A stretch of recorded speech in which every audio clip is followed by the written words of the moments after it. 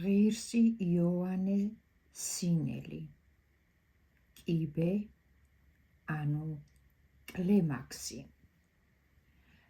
ცხოვრება წმიდისა ნეტარისა მამისა ჩვენისა იოანე სინელ მამასახლისისა, სულგანმანათლებელი მოძღვრების ავტორისა, ჭეშმარიტად სანატრელისა, რომელიც დანიელ რაითელმა მონაზონმა აღწერა. საყვარელნო ძმანო, ვერაფერს გეტყვით, თუ რომელი იყო ის ქალაქი, სადაც იშვა და აღიზარდა ღვთისმსახურების ეს მამაცი მხედარი სამოღვაწეო ასპარეზზე გასვლამდე. ხოლო თუ რომელ ქალაქს შეუწყნარებია იგი საკვირველი და ასაზრდოებს უხრწნელი საკვებით, დანამდვილებით ვიცი. იგი იმყოფება იმ ქალაქში, რომლის შესახებაც პავლე მოციქული ბრძანებს, მოქალაქეობაი ცათა შინაა არს. ფილიპინელების 3:20. იქ იმყოფება იგი ნეტარი და ცხადად ხარობს დაუსრულებელ სიკეთეში, ხოლო გონებით უხილავ და მიუწვდომელ მადლს განიცდის. მისი ღვაწლის შესაფერისი პატივი ცათა სასუფეველი მოუხვეჭია და არის და მარადის იქნება მათთან, ვინც სიწრფელეში ჰგიებს. ხოლო თუ როგორ დაიმკვიდრა ამ ხორციელმა არსებამ უხორცოთა შორის და ფერხნი დადგა სიწრფელით, ფსალმუნების 12:25, ამას კეთილად მოგითხრობთ. ხორციელად 16 წლის ასაკში იმყოფებოდა ნეტარი მამა, ხოლო გონებით 1000 წლის სიბრძნე ჰქონდა მოპოვებული, როდესაც მან საკუთარი თავი მისივე ნებით მსხვერპლად შეწირა დიდ მღვდელმოძღვარს, რომელსაც მიაშურა და ხორცის სინას მთას, სული კი ზეციურ მთას მიუძღვნა. ამგვარად უცხოობის საშუალებით, რომელსაც ყოველგვარ სათნოებათა წინამძღვრად ვთვლით, კადნიერების ვნება ძირიანად აღმოფხვრა და სიმდაბლე შეიძინა.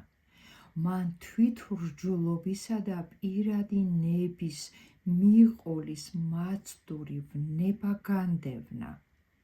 ქედი კი სულიერ მოძღვარს მოუდრიკა, რათა ამ ცხოვრების სასტიკ ზღვაში სრულიად თავისუფლად და უვნებლად ევლო. ისე დაუმორჩილა საკუთარი თავი მოძღვარს, თითქოს უტყვიდა პირადი ნებისგან სრულიად თავისუფალი სული ჰქონდა. საოცარი იყო ის, რომ იგი ფილოსოფოსთაგან განსწავლული დაემოწაფა სრულიად განუსწავლელ კაცს, რომელმაც ზეციური ამას სოფლის სიბრძნით, ზრახვითა და სიმდაბლით ფილოსოფოსობის ამ პარტავნობას სძლია. სახელი ამ მოძღვრისა, რომელმაც იგი აღკვეცა, იყო მარტვირი. იგი წმინდა მამის ანტონის ერთ-ერთ უშორეს უდაბნოში მეწამული ზღვის სიახლოვეს მკვიდრობდა. ამ დროს მათ მონასტერს თავს დაესხნენ წარმართები, რომლებიც იმ მთებში ბინადრობდნენ. მათ მონასტრები ააოხრეს და 6 მონაზონი მოკლეს. მოკლულთაგან ერთ-ერთ სახელად ერქვა კონონი. იგი დაფარულთა მცნობელი და წინასწარმეტყველების ნიჭით დაჯილდოებული იყო. მამა მარტვირიმ აიღო მათი გვამები, ერთ-ერთ გამოქვაბულში დამარხა, დიდი ლოდებით დახშო სამარე, ტირით შელესა და ამ წმინდანთა სახელების ზედ დააწერა. 2 დღის შემდეგ მოვიდა მათი საფლავების სანახავად, რათა შეეტყო რომელიმე მხეც სხვა გამოეთხარა ისინი. ნახა, რომ ყოველივე ხელშეუხებლად დარჩენილიყო და წარწერა ასევე უცვლელად შენახულიყო. მაშინ მან გახსნა საფლავი და მათ გამოსატანად შევიდა, როდესაც შიგნით შეაღწია ღვთისნებით აღსრულებულთაგან 2 გვამი ვერ იპოვა. ეს იყო გვამი ამბა კონონისა და გვამი კიდევ ერთი დიდებული ძმისა. ახლა კი ისევ ჩვენს სათქმელს დავუბრუნდეთ. როდესაც ჩვენი ნეტარი მამა იოანე მონაზნად აღიკვეცა, იგი 16 წლის იყო. მამა მარტვირიმ იგი წაიყვანა ვინმე კურთხეულ ბერ იოანესთან, რომელიც იმჟამად კედარის უდაბნოში მკვიდრობდა თავის მოწაფე სტეფანესთან ერთად. როდესაც ნეტარმა ბერმა იხილა ისინი, ადგა, პატარა თასში წყალი ჩაასხა, ფეხი დაბანა იოანეს და ხელზე ემთხვია. ხოლო მისი მოძღვრისთვის კი ფეხი არ დაუბანია. სტეფანი ამის დანახვაზე დაბრკოლდა. როდესაც მარტვირი და მისი მოწაფე წავიდნენ, მამა იოანემ, რომელსაც დაფარულ გულის სიტყვათა შეცნობის უნარი ჰქონდა, შეიტყო, რომ მისი მოწაფე დაბრკოლებული იყო და უბრძანა მას. რად დაბრკოლდი, შვილო, ჭეშმარიტად გეტყვი, რომ სხვა არად მესახება ეს ყრმა, თუ არა სინას მთის მამასახლისად და ფეხი ამად დავბანე.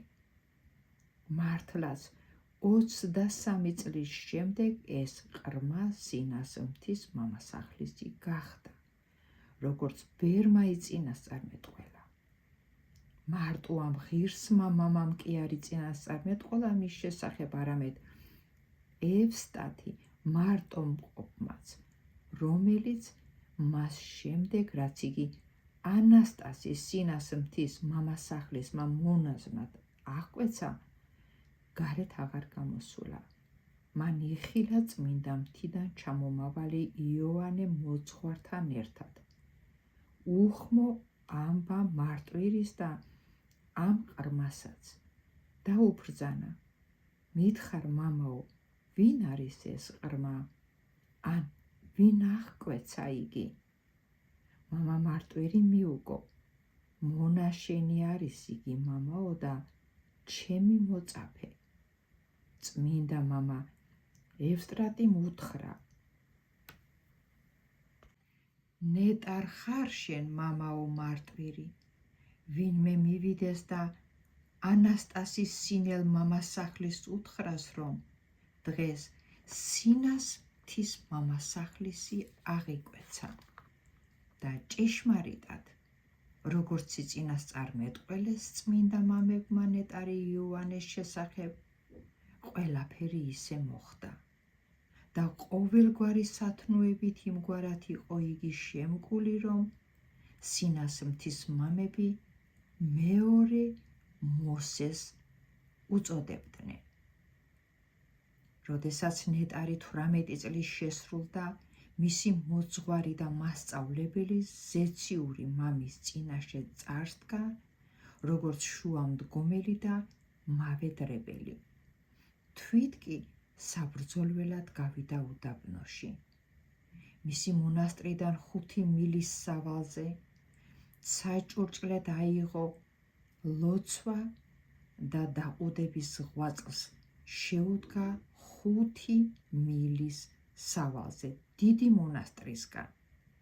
მან სამყოფელი აიშენა იმ ადგილას, რომელსაც თულისი ეწოდება, და 40 წელი ყოველგვარი სულმოკლეობის გარეშე იქ იმყოფებოდა და ღვთისადმი მძაფრი სიყვარულით, როგორც ცეცხლით მარადის აღენთებოდა.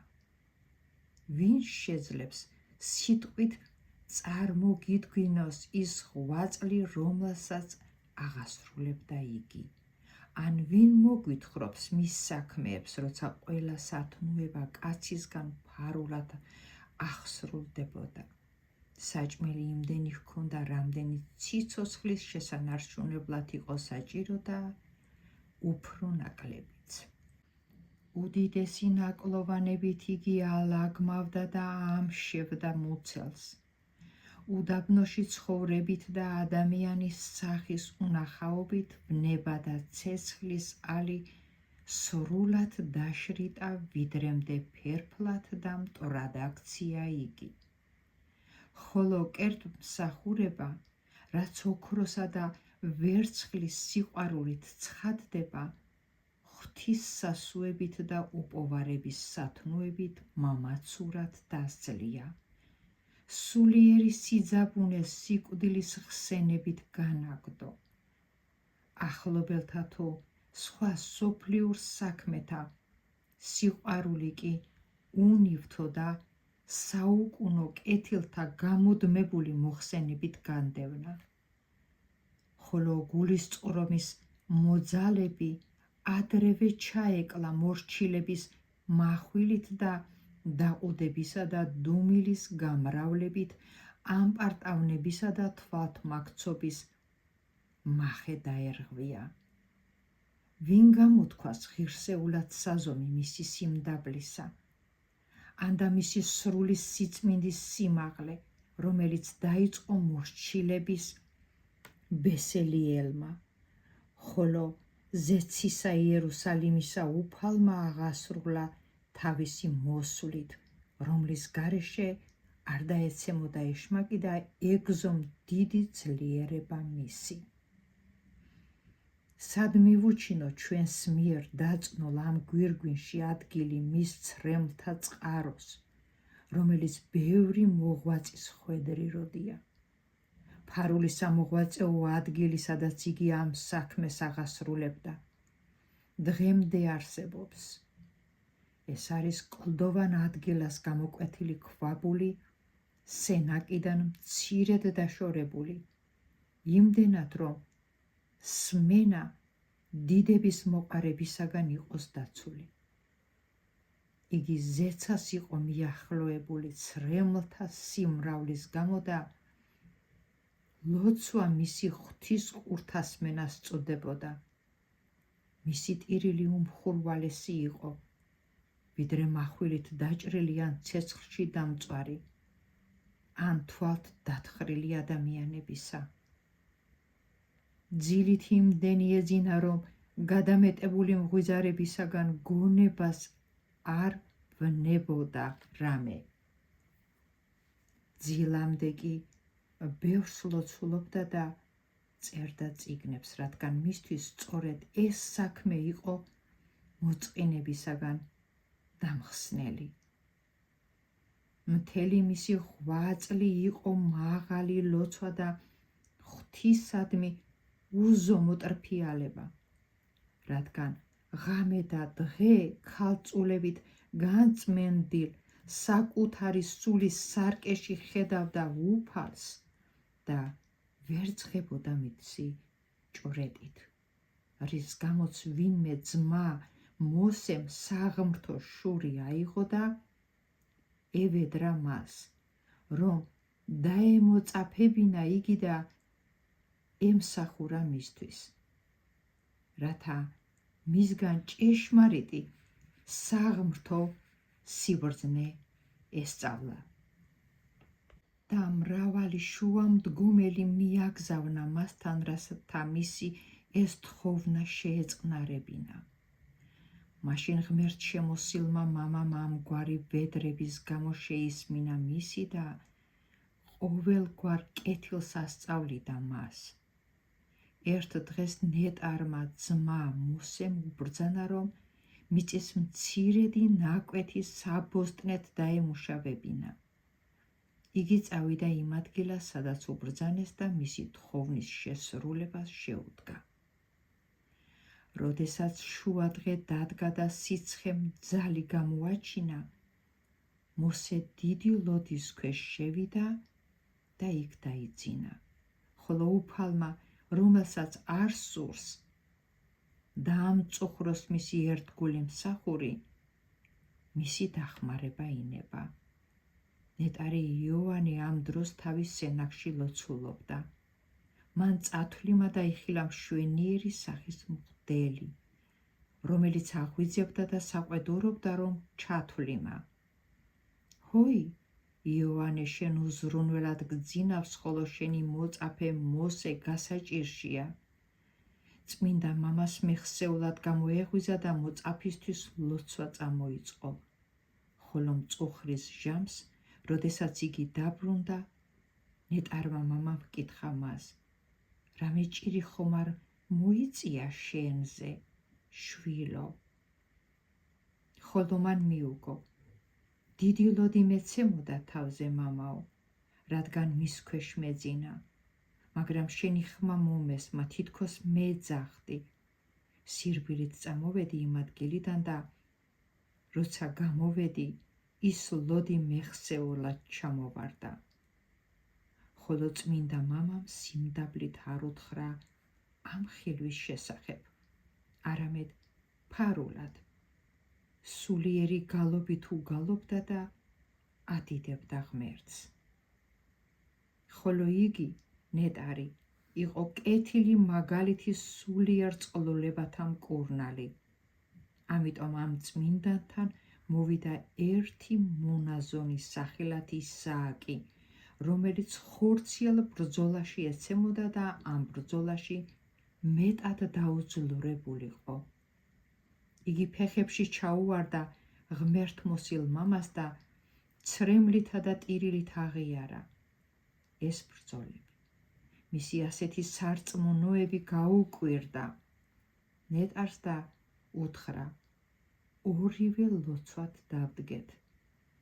საყვარელო და როდესაც ლოცვა აღასრულეს და ისააკმა მუხლი მოიყარა, მაშინ ღმერთმა აღასრულა ნება მისი მოშიშისა, როგორც დავითი ბრძანებს და ლოცვით განდევნილი გველი განერიდა მათ, ხოლო სნეულმა იხილა თავისი განკურნება და მადლობდა მის და მადიდებელთა განმადიდებელ ღმერთს და თაყვანს სცემდა თავის ნეტარ მკურნალს. ხოლო ზოგიერთი შურით შეპყრობილი ადამიანი მრავლის მეტყველებასა და ამ პარტავნებას აბრალებდა მას. ისინიც განსწავლა თავისი საქმით, რათა ყველას ერწმუნა, რომ მისი განმაძლიერებელი ქრისტეს მიერ ყველაფერი შეეძლო.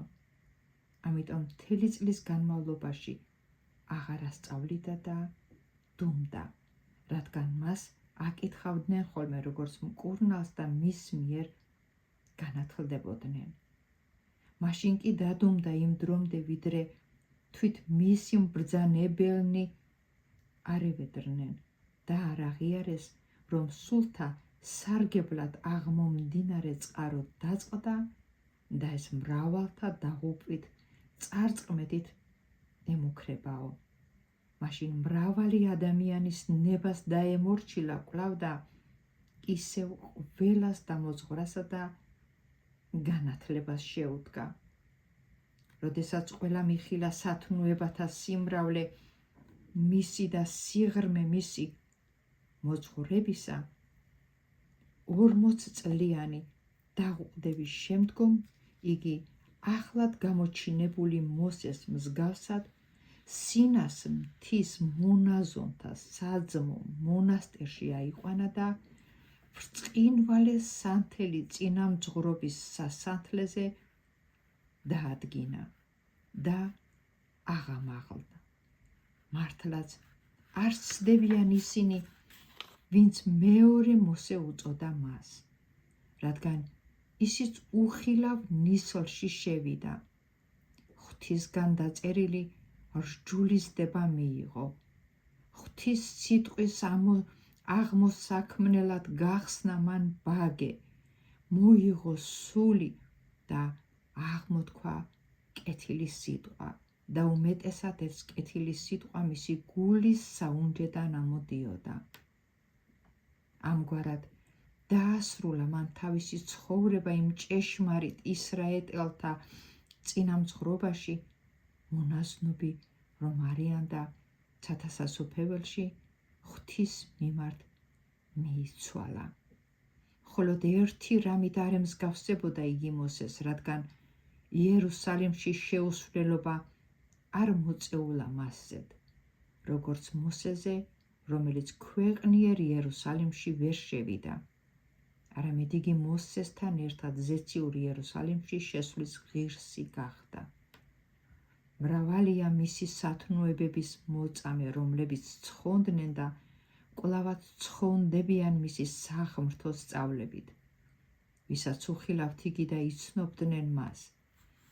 მოწამეა მამა დავით განშორებული, რომელმაც ისიც ნეტარი სიბრძნე და ცხოვრება, მოწამეა ნეტარი იოანე ჩვენ რაითელთა მწყემსი, რომელიც ევედრა ღმერთ შემოსელს, რომ მონაზონთათვის სწავლანი დაეწერა და მართლაც ახალი ღვთისმხილველი სინას მთიდან გამოვიდა ჩვენთან გონებით და მანაც მოგვართავა ღვთით დაწერილი ფიცარნი, რომლებზედაც გარედან მოღვაწეობის მოძღვრება ეწერა, შიგნიდან კი ჭვრეტისა, სადიდებლად ღვთისა, რომლის არს დიდება აწდა მარადის და უკუნითი უკუნისამდე. ამინ. ეპისტოლე წმიდისა მამისა იოანე რაითელ მამასახლისისა ნეტარი იოანე სინელი მამასახლისის მიმართ.